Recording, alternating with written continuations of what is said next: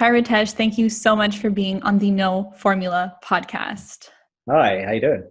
I am great. I have so many questions for you about TicketFairy. First and foremost, especially so the audience gets to know what your platform is all about, can you tell us what TicketFairy is? Yeah, for sure. It's a little bit different to what people might expect. I think primarily people get misled by the word ticket in the name of the company. If you took everything you need within the live events ecosystem, that would help you to make revenue, optimize marketing, collect the right data, solve consumer issues, manage your event, and really kind of grow your events operation.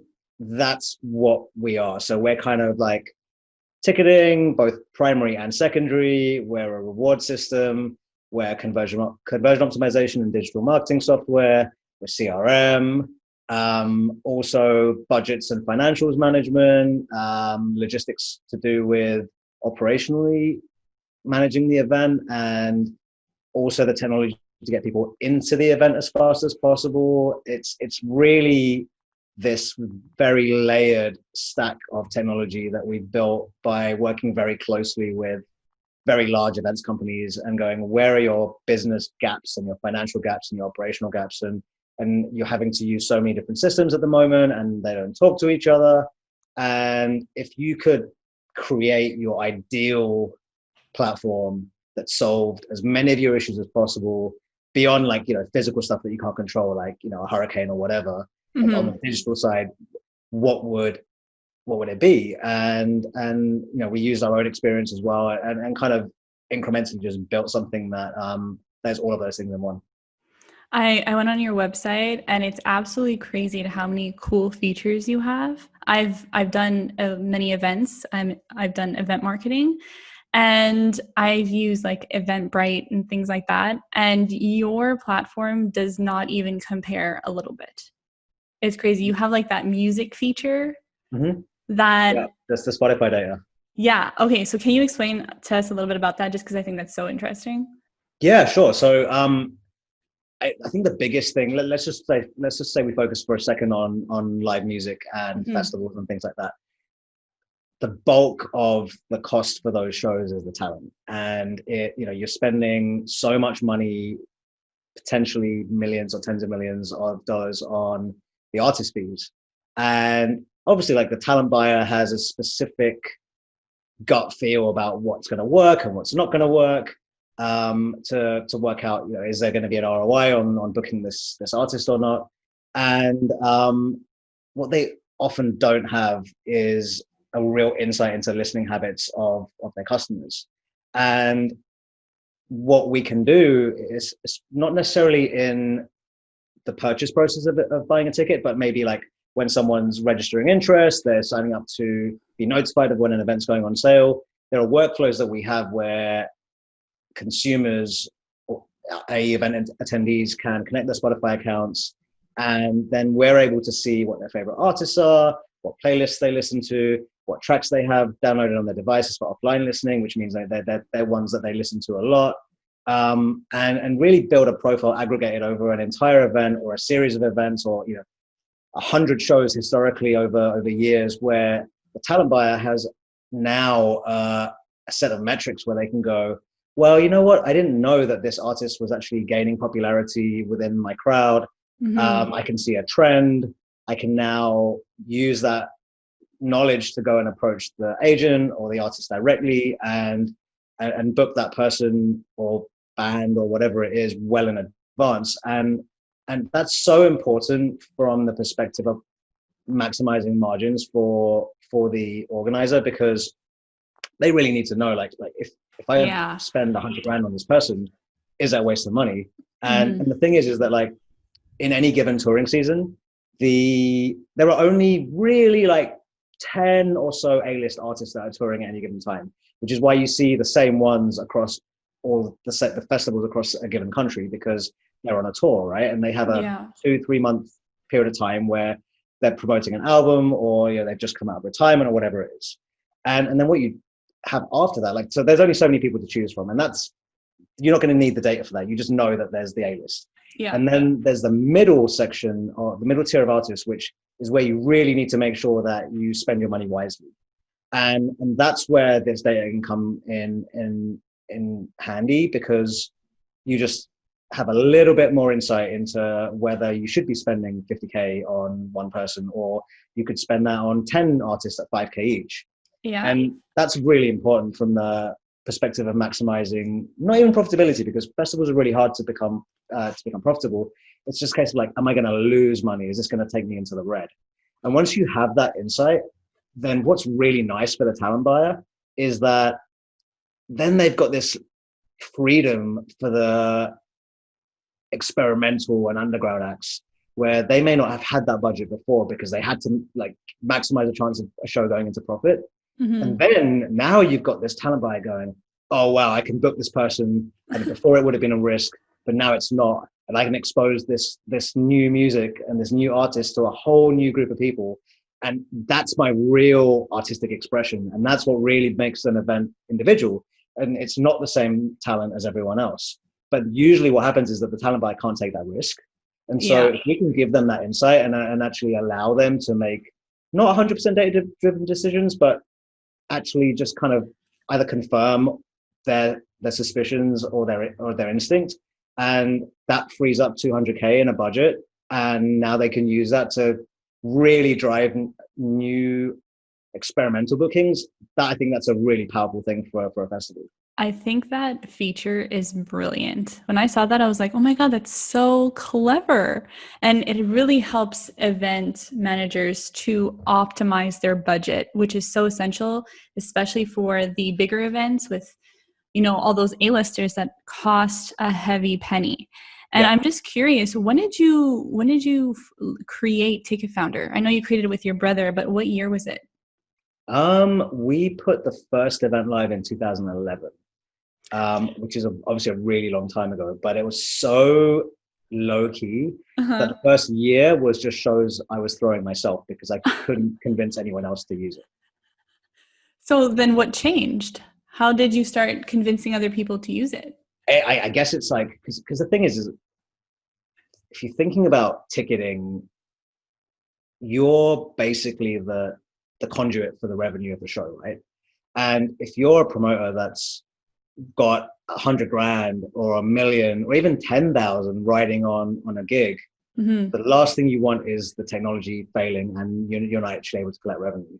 So people just don't trust a new platform. And it was kind of like, all right, well, if I use it on my own, if there's a bug, I can fix it. I can log into the system. I can push the fix. It will go live. I don't have to worry about me complaining to myself. It's all good. And then kind of like, you know, you go forward a year and you're like, all right, my friends that were all really supportive about the idea, but still wouldn't quite be comfortable enough with putting their gigs through it, now they're going to do that. And then, you know, you get to like outside of that and it's friends of friends. And then you still, you know, again, you kind of almost start from zero. There's a slight trust, but you have to start with a 500 person show. And then it takes 3 months to build the case study. And then you get trusted with 1,000 person show. And it just takes like, you know, it takes 3 to 6 months to build every case study where you can go to the next level up in terms of event size. And so, yeah, like it's such a risky industry because like, obviously no VC is going to fund that. They're going to be like, come to me when you've got X amount of traction. We've seen about 150 of these platforms in the last year. We funded X amount, you know, like none of them had any traction. What makes you different? And it was just like, all right, guys, I'll come back to you when I can prove it. But you started in 2011, which means in about 2 years, you're going to be an overnight success. Absolutely. Right? Absolutely. Yeah. I feel it. You got me even more excited. I'm like, wow, this platform is going to blow up. But now it's not everywhere in the world. Can you tell everybody where it is now in case they want to use it? Yeah, sure. So the US, a little bit of Canada, UK, we can do mainland Europe as well, New Zealand, Australia, India. We're going to experiment with Latin America at some point next year. It was going to be this year, but COVID kind of pushed that away. Haven't quite done like Middle East, Asia, Russia yet. I think there's a few hurdles you have to get over in terms of local knowledge and how the markets work. So we're kind of doing primarily English-speaking markets at the moment, and then Spanish-speaking, and mostly music. But we've done a load of stuff in esports and gaming and kind of popular culture conventions. Oh, that's cool. As well. So I was going to kind of talk about your childhood and how you and your brother are very close. You guys started other businesses together. You actually started a few other businesses before that had to shut down because of the recession. I was going to go into all that. However, that was my summary for everybody, because you said you started this in 2011, which means that you've had a lot of ups and downs in the last 9 years. Oh, yeah. Okay, let's get into this. So 2011, you launch it, you start using it, eventually you start growing the platform. At what point did you tell yourself, okay, people are finally starting to use it, it's gaining traction? Do you remember that point? I think it was the first time an external event, was trustworthy enough to use us. It was a festival in Italy, where it's an 8-day long event, super high profile. They just had a level of reputation where them taking a risk on us was such a big thing. That really became this moment in time. The festival's called Sun and Base. Let's give them a plug. They're great. And I was kind of like, this is a really big milestone for us, because, and they're and they won't mind me saying this, they're really fussy. Like they're very specific about what they like, how they work. They're Germans running an electronic music festival in a coastal town in Italy, right? Like it's very, very specific. Okay. And it runs for 8 days, and the logistics involved to run an 8-day festival are massive. Yeah, it's crazy. And like we didn't even have the ticket scanning app and ready until the night before doors opened. It's always like that, though. It's always the night before. Right. But the thing was that they knew that, right? Like, and it was just one of those ones where they were super trustworthy, like they trusted us. What year was this? Sorry for cutting you off. In 2014. Okay. So you launched in 2011. In 2014, huge milestone. Yeah. And does that change everything after? No, because people still refuse to fund us. So we basically, I mean, the number of rejection emails that we have with oh, this is not quite our sweet spot. Oh, this is not really a thing that we want to get involved with. I really hope you turn all those rejection emails into like wallpaper one day. And there's enough to write a book. Yeah. There's enough to write a book. And it's really nice because there's a blog post by one of the founders of Airbnb where they paste all their rejection emails, and the names are censored of who rejected them. And it's actually been this thing where it inspires you, because if you look at Airbnb now and how they started, like it was like an inflatable bed on a floor. They were selling branded cereal to help fund the company. Like, it's like super scrappy. And I was kind of like, if that's the way it is for them. And, we'd gone through a lot of ups and downs in the previous businesses. So it's kind of like, that didn't break our souls. Nothing was going to break our souls. So at this point, everyone's rejecting you. How are you dealing with this rejection? I deal with it better than my brother deals with it. Okay. He's kind of like, screw these guys. We're not going to any more VCs. He's like, these guys are wasting our time. And I'm like, it's okay. It's part of the process. It will be all right. And it's like it's a balance, because he's like, we'll just do this ourselves. And I was kind of like, well, we kind of have billion-dollar companies to compete against, so we're going to need a little assistance. So basically the goal to grow was to get funding. Like in 2014? Yeah. Yeah, I mean, we've been trying to raise money for a really long time, and like we'd exhibit at conferences, and that would turn into nothing, and it was just like one of those ones where it was just a constant uphill struggle to try and make that happen. And then randomly we exhibited at a conference called the Web Summit in Dublin, and had a stand, and we'd exhibited at one of their conferences earlier in the year, like one of the smaller ones. And I kind of built up a rapport with the startups team. And for this one in Dublin, they had a load of office hour sessions with kind of established investors, and they were advice sessions. And we kind of got to a point where we were starting to sign up clients, and it was a 2-person unfunded company. And we were just like, there's no way we can do this. So I signed up for one of the advice sessions, asked the startups team if there was any chance of being approved for it. They did it. And it was with Justin Kan, who was the original founder of Twitch. And he was the guy that strapped a camera to his head and walked around and live streamed it. And then the technology behind it eventually turned into Twitch, and they sold it to Amazon for just under $1 billion. And he was the one that I had this advice session with. And so I sat down with him, and I was like, and he was really, he'd sold Twitch, and he was into raving and EDM at the time. Okay. And he built some hobby projects around music. So I was like, we're starting to get real interest from clients, but we just need to build a team around it to support that, because we can't do it. I was like, I'm the only engineer, I'm writing all the code. It's not possible to service a 10,000 person event just with us two. He's like, all right, tell me about the business. And I'm like, okay, well, it's this, and this is what we do. And we have this rewards thing, and this drives loads of revenue. And he was like, this sounds really interesting. Maybe I'll invest.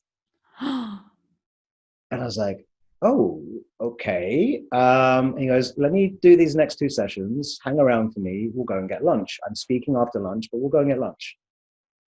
So now I'm like, all right, this is nuts, but cool. And we go, and I walk with him after he's done his sessions, and we go to a pub we're an island. So we go to a pub nearby and grab food, and I'm talking to him about it, and just tell him about all the stuff that happened in the recession, with all the stuff that my brother and I went through, with all the ups and downs there. I was really candid. Nothing left unturned. It was this is all the shit that's happened. Mm-hmm. And then we finished lunch, and he's got his talk to do, so we walk back through, and we go back through the backstage, and we're still talking, and then he goes and does his talk, and he's like, meet me again tomorrow. I want you to demo the system to me and a friend of mine. And so my brother and I show up the next day, and the other guy was a guy called Marcus Segal, who was COO of Zynga, the gaming company. Oh my gosh. So everybody just, okay. I have a question about this. Continue. Yeah. So we do the demo, and our backend, our UI was just terrible back then. I knew it worked, mm-hmm. but the UI was terrible. So I did the demo, and I showed him showed them both results that we've got for clients so far. I was like, look at this. We managed to help an event make 20% more revenue, which is your profit margin. So I was like, I think this is really good. And that week we finally hit $1 million in ticket sales. So the timing of that, I was like, we just hit $1 million in total ticket sales. And, it took us 3 years to do that. Mm-hmm. It took a really long time. And they looked at it, and they went, this is kind of cool. Ideally the UI would be good. And then Justin goes, I think that between me and my friends, we can get you around 300 and 250K. I was like, all right. He goes, send me a deck. Oh my, okay. And then we walk away from that, and I didn't send him the deck. What? Because as far as raising money goes, if they don't tell you yes, it's a no. Everything else is being polite. So you never followed up? I never sent him the deck. And this is November 2014. And then we got a client early 2015. And I was kind of, I was based in the UK. So I was going back and forth to America every so often to try and raise money, and failing every time. And and February 2015, I was at an event, and the client that we got was running an event on Richard Branson's private island in the Caribbean, Necker Island, and I got to go as a result of that. In fact, no, I'm lying. I've managed to get an invite to it. They weren't a client yet. That comes a year from then, Okay. which is another story. But like I went to this event, I was like, well, there'll be a load of tech people and VCs. Like it was a pitch competition where the final was being judged by Richard Branson on the island, and I was like, okay, I'm gonna book that, and I'm gonna book a week in San Francisco, just in case I make some good contacts, and then we can do follow-ups and whatever. And so I went to, and didn't get any real contacts on the island, but I still had the book to San Francisco, the trip to San Francisco booked. So I went, and then like the 6th day or something like that, I was like, oh, Justin's in San Francisco, I should email him. I was like, can we catch up? And he was like, Oh my gosh. Okay. and he replies and goes, yeah, cool, meet me for a coffee near my place. And like it's 9 a.m. tomorrow. And I was like, all right, cool. And I was supposed to fly out that night. And he comes along with his assistant, Nick, and he looks at me and goes, why did you take my money in November? I was like, you didn't say yes. He goes, fine, I'll write you a check today. He goes, like, cancel your flight and raise the rest of your round. What? That's what happened. That's what happened. So essentially, I ghosted Justin Can for a few months. You made him want you. It wasn't even that. I was just like, if he didn't say yes at the time, we'd already been rejected 100 times, right? So it's like, oh, this is just another one of those. Like, Crazy. why am I going to do that? Why am I going to put ourselves through this emotional roller coaster of, founder of Twitch showing interest, and then he's going to say he didn't say yes. So like, no, I'm not going to do that. Do you think there was a difference because you met him in person and your talk with him was all in person? But all of them were in person. Like, okay. Yeah, it was always that. Like, if I never took an investor meeting with just over the phone or on a video call.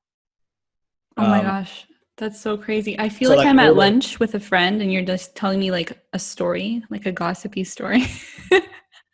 And what was really cool is that like he obviously sold Twitch by that point, and he had co-founders and he had other people that he co-invested with. So he was like, all right, I'm going to make a load of intros because, even if you want, you can stay at my place while you're raising the rest of this round. I was like, no, that's maybe just a bit too much. Fine. Like, I'll find somewhere cheap and it's cool. And I extended my flight, and he was like, all right, I'm going to introduce you to the current CEO of Twitch, because he'd left by that point. He was, he'd exited and moved on. So like, no, the next guy was Tigran Bernstam, who was like founder of a few different companies like Scribd and Pass, which was like a Facebook acquisition back in the day. And so I met him, and Justin wrote us the first check, and then he wrote us the second check, and then the third one was the CEO of Twitch, and he wrote us the third check. And then the next one was the COO of Twitch, and then the next one was Steve Huffman, who's CEO of Reddit, and then the next one was Amit Merjan, who's creator of Farmville, and the next one was Daniel Gross, who became head of machine learning at Apple. And I was like, whoa, we've just got like Rolls-Royce level investors through this random thing that just like on the off chance I sent an email. Oh my goodness. That is just like the heaven of investors all at once. And then he was like, and you should apply to Y Combinator and put the application in. And so we did that and got the interview and got in and became a YC company. And it was absolutely insane. Okay. So then how does this change your business? Like now you have money. So now you have to change everything internally. You guys have to start getting a team. What was like the first thing you guys had to do? We hired a CTO and we hired first couple of salespeople and kind of just tried to see what happened. And, by the time Justin invested, we kind of gone from 1 million in sales to 1.5. Again, it was really funny. The timing was like that week, we just hit 1.5. And it was just like all those things that happened. And we did the YC program, and then it was really hard to raise money because it was funny because people were still like, not really sure. And so it was like a constant balance of like raising a little bit, getting some more traction, raising a little bit, getting some more traction. Mm-hmm. Because people were still, even though we had that kind of pedigree, Mm-hmm. it was only like the real believers, like, you know, we did YC and Aaron Zuckerberg invested. And I was like, all right, that's awesome. And a few other people came in, and they were really great people. And, you know, and that was amazing. But we didn't kind of do Y Combinator and raise a $3 million round. It just didn't happen. You know, it came to a few hundred K at a time. And we just had to play it like that. Just out of curiosity, because I've never raised money for a company before, but every time you raise money, you're giving a portion to your company away, right? Yeah. So are all these people still investors? Yep. Oh my gosh, that's crazy. So how many employees do you guys have now? So the team right now is 35, including a load of like permanent contractors that are kind of technically outside of the company, but they still work 40 hours a week, and you know, they don't do anything for anyone else. So like we've got kind of a flexible structure of like half salaried in-house and half outside, but they still do full hours. And it's been a really nice way to build the team, because it makes things a little bit more flexible. You know, if we have a down period like COVID, then at least like we can scale it down if we need to. But yeah, it's like it's around at any given time around 35 people in the team. How many, for you guys to make a profit, and you don't have to get into specific numbers, but how many events do you guys have to host like per month on your platform? Or how many tickets, I guess? Yeah, it really depends, because like, you know, we really only need to sell like 50,000 tickets a month to be profitable. Only. I say only. It's actually really hard. I know. That's a lot. It's really tough, because the thing is that it's not like it's a SaaS company where it's recurring revenue and it's subscriptions. We're totally dependent at the moment anyway on the events timeline for going on sale. And like they might go, we're going to sell 10,000, and they sell 1,000. Or they go, oh, no, we're going on sale in 2 weeks. And then they're like, oh, some stuff happened. We're not going to go on sale for 2 months now.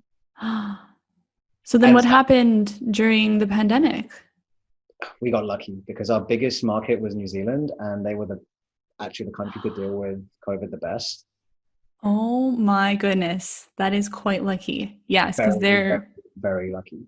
So it got to May, and we had festivals, like we had 20,000 capacity festivals going back on sale. Oh my, like I'm super happy for you guys, but damn, that's a little bit lucky. Oh my goodness, because I saw one of your posts on LinkedIn that you guys reached 100 million. And when you guys, that's ticket sales, meaning that... That's gross, yeah. Yeah.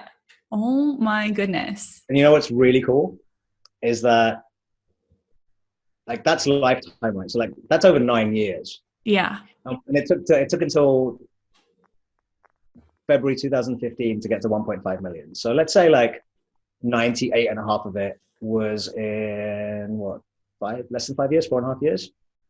So what's really cool though is that more than 8 million of it was July, August, September of this year during COVID. Oh my goodness. That's why I'm saying in 2 years, you're going to be an overnight success. Exactly. It's just going to grow exponentially. It's been really nice. Like a load of new people have started using us.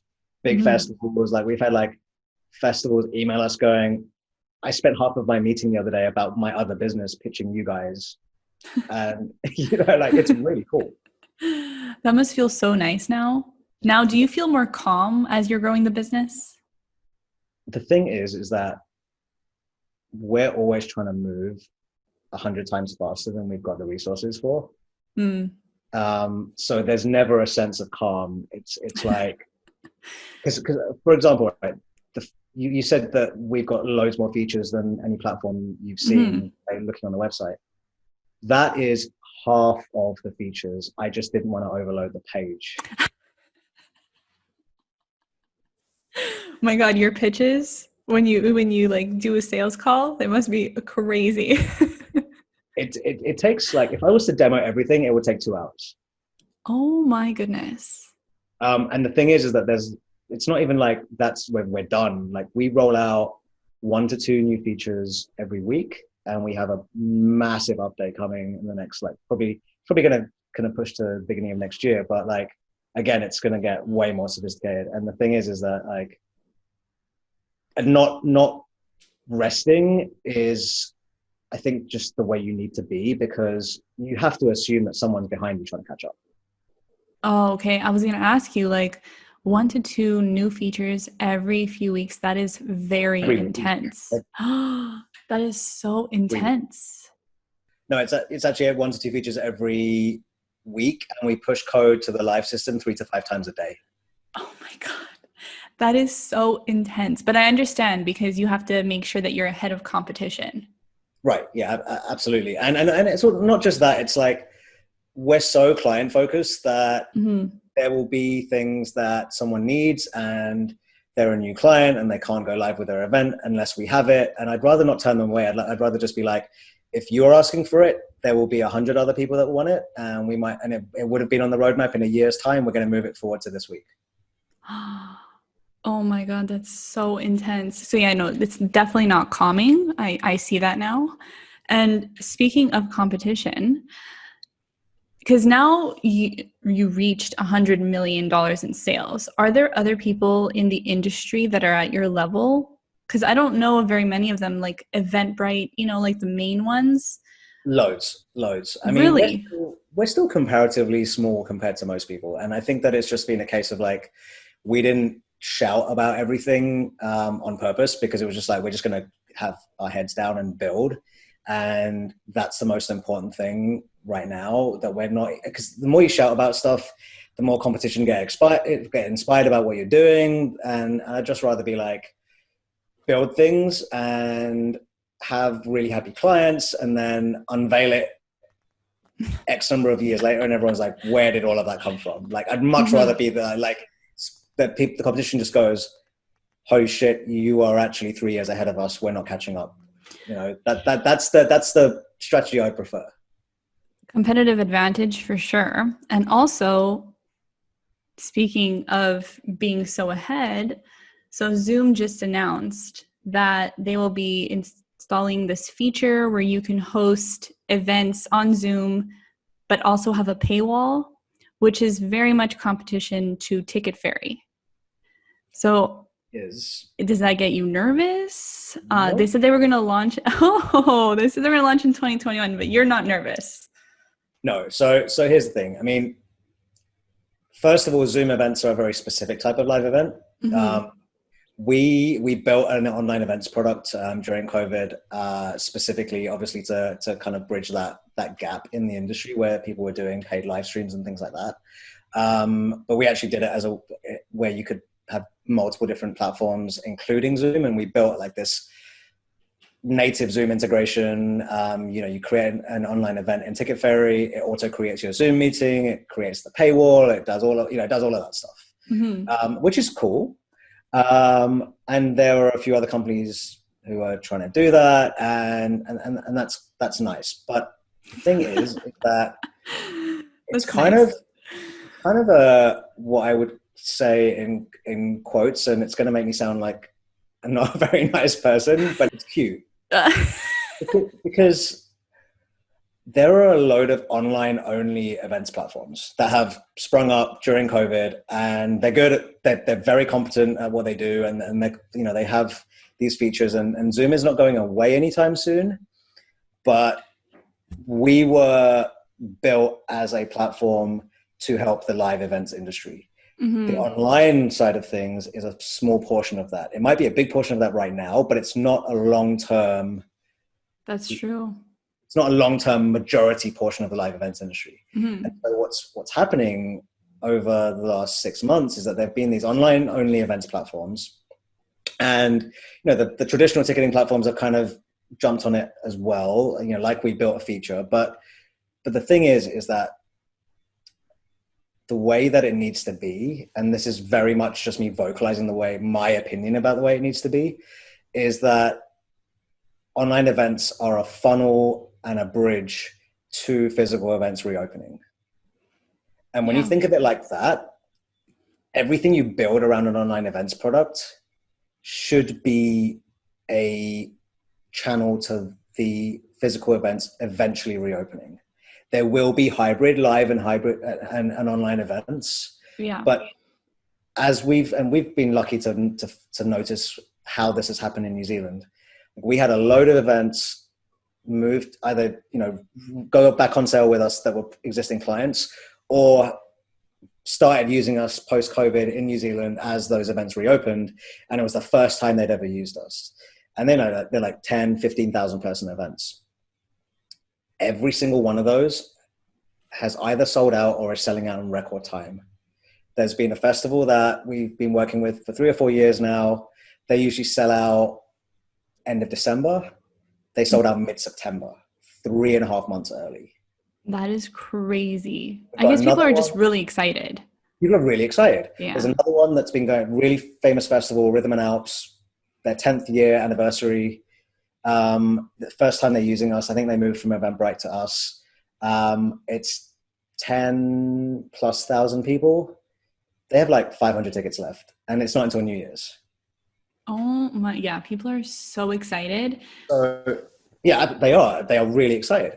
And the thing is that, like, if you think of it in that context, everything you're doing in online events should be a marketing funnel, should be like pixels on your ad networks. It should be building mailing lists, building interaction, making sure people don't forget you, but creating your CRM.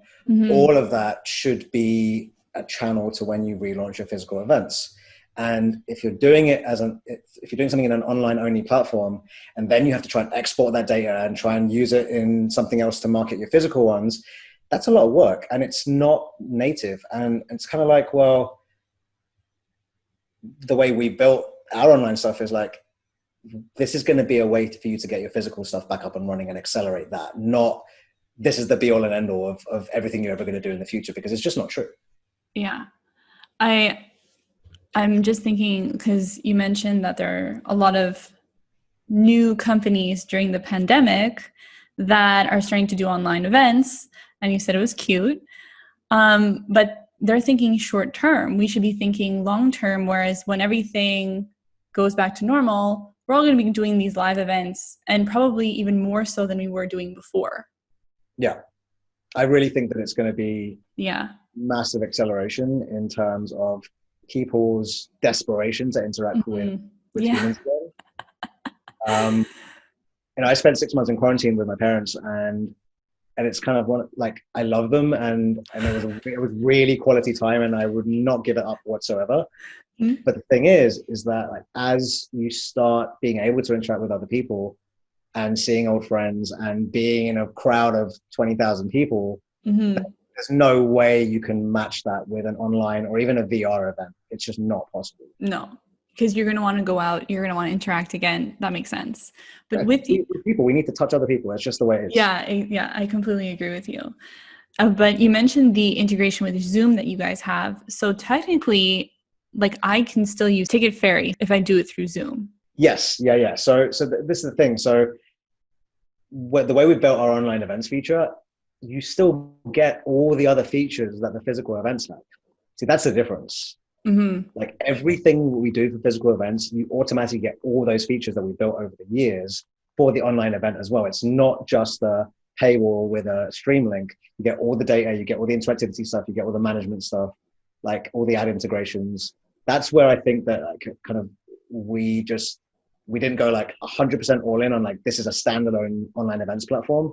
It's kind of like, you're not going to have to change your workflows as an event organizer. If you were using us a physical, you're just your event page is going to work slightly differently, and the way you produce your event is going to work slightly differently.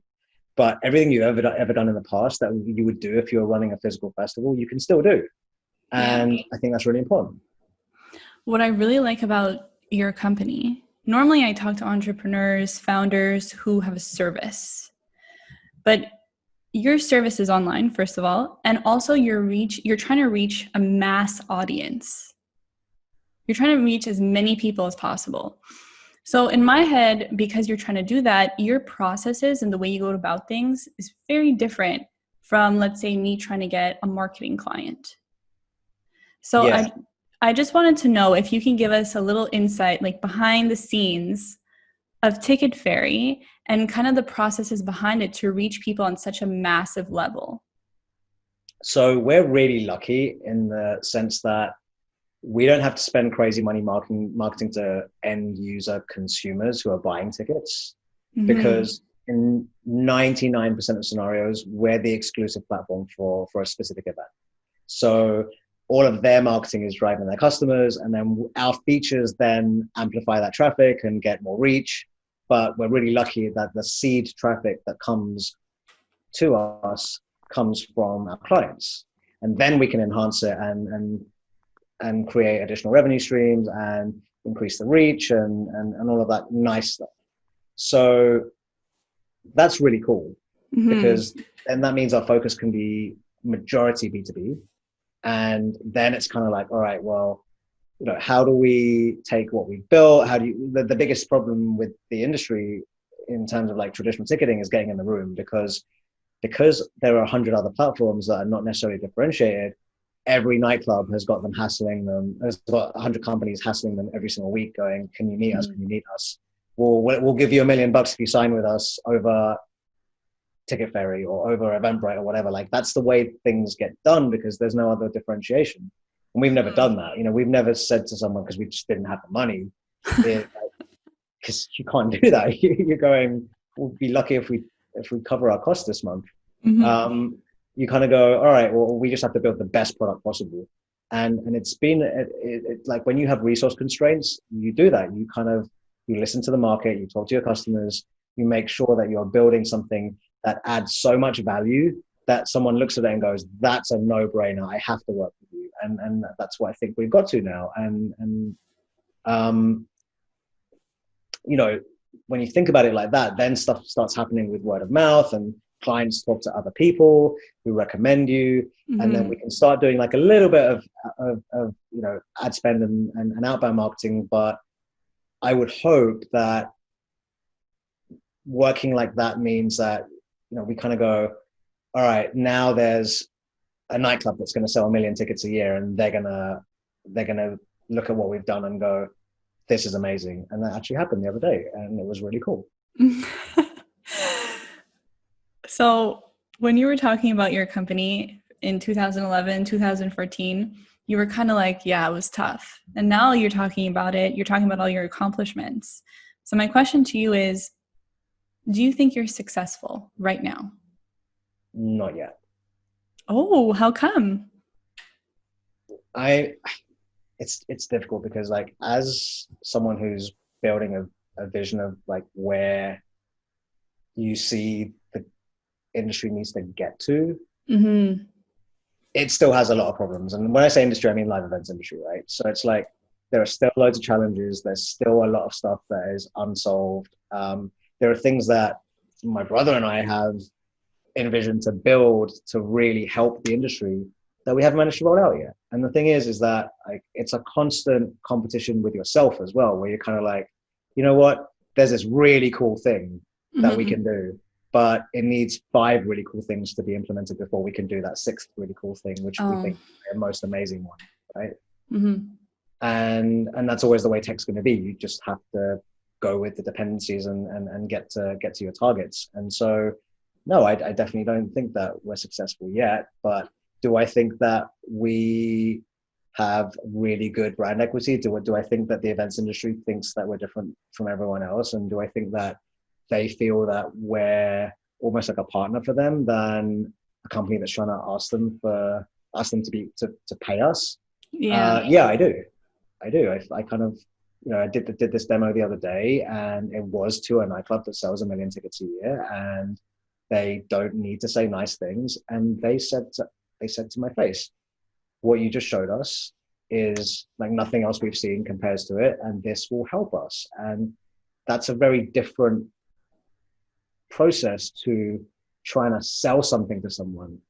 If I'm trying to convince someone, please use us, that's very different to someone saying to your face, we want to work with you because we can see that this is beneficial to us. Like, that's really different. Yeah. And I think it's also because of the industry that you're in, like there's so much room to grow. Oh, You know, you can literally service all the live events across the whole world. totally. And there are regions that are still developing that. I mean, we really early on, we were scoping out the market in India, and like, partly it's because that's our background, but partly it was kind of like, 1.4 billion people in the country, and the average age of the people in the country is like 25. Really? It's a young country.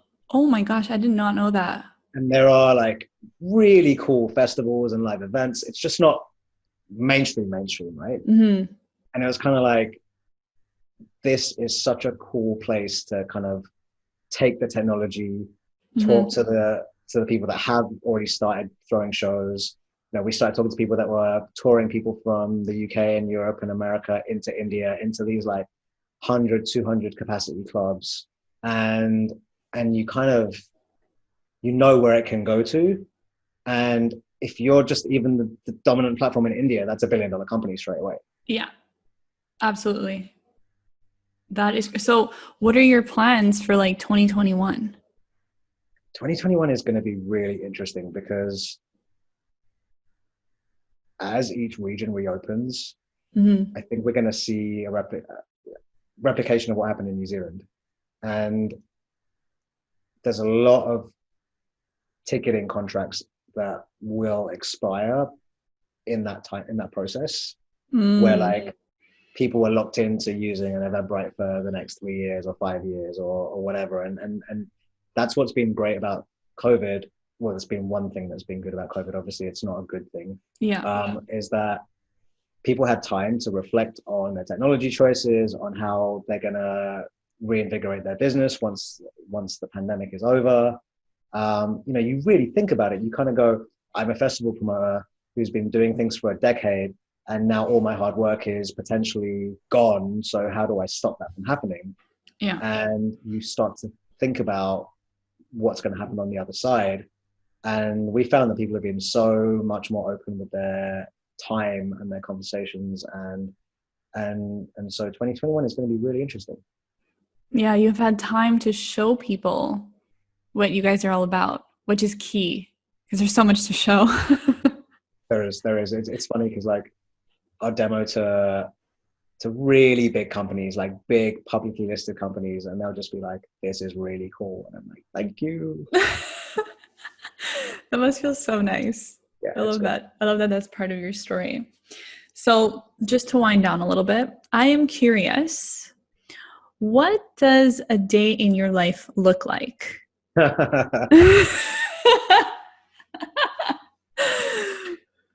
Well, first of all, we're in so many regions across so many time zones that everything happens in every time zone.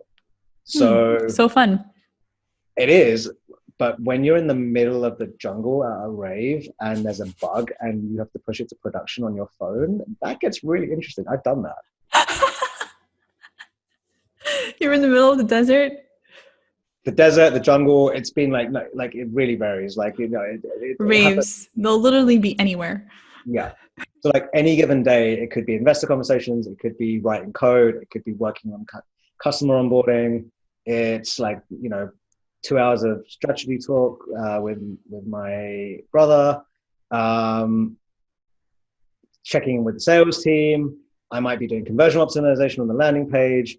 We might be in a team call talking about how we improve our onboarding processes. I mean, it's literally everything. Like, no day is the same, ever. That makes it so exciting, though. It does, but if you're someone who's a control freak and needs to be able to plan every moment of your day, it's just not going to work. And is your brother like that? I feel like there was some experience in that remark. Well, he's very much like me in the sense that like we have long-term goals and thinking the way we work. So we're very similar in many ways. And then he's also a person that loves structure and process and planning, where like, he has predictability on what's going to happen. And obviously it's a startup, so we don't have predictability on what's going to happen. So like within he's very much like what is within his control. He wants to be able to be a little bit more meticulous about it and plan. Whereas I'm kind of like, I'll just book a flight somewhere and things will happen and I don't know what's going to happen. And you'll get investors and everything will happen. Yeah, of course. And the thing is that like, that can be a little hard to deal with because it's just so open-ended. But it's great because what happens is that I'm also grounded by the fact that if I'm going a little bit too crazy, or if I'm too much on the unstructured side, he can pull me back down. You guys complement each other. So it's really good. That is good. And he's also hyper intelligent. So like there are things that I won't think of and he will, and it's a perfect balance. Yeah. And you guys get along, which is good. You guys are brothers, so you always have to forgive each other. So it's a great match. And the thing is that we went through so much in the previous companies that we did together that it's kind of like there is so much implicit trust that it's like anything can happen and we can overcome it. And that's just so important. Yeah. So just to wrap up this conversation, I don't want to take up any more of your time. And I asked this question to all of my guests. So this podcast is called the No Formula Podcast because there is no single formula to success. So my question to you is, what do you think is your formula that got you to where you are today? I think just being obsessed with creating the best company. It's a really generic answer, but like we are literally obsessed with it. Like I am not present in most of my conversations because I'm distracted with like, oh, what if we do this? Or what if we do this? Or we need to, this needs to happen. Like not the best way to have a personal life. I'll be very honest. But we are just so focused on creating the best value possible for the live events industry that there is no formula, you're right. But if you have just this one end goal in mind, you can weave around everything until you get there. Ooh, such a great answer. Well, Ritesh, it was so great talking to you. I love this conversation. And I really hope that we get to chat soon because I want to be there when you guys are an overnight success in 2 years. I have loved having this chat. I'm sure that at some point I will be somewhere around the world where I've booked a random flight and I'll see you across the room and be like, hey, it's you. And it will be very organic and unplanned and it'll be nice. Yeah, well, that's what happened to you before. It's going to happen to us. I don't doubt it. But thank you very much. And we'll definitely chat soon. Amazing. Speak soon.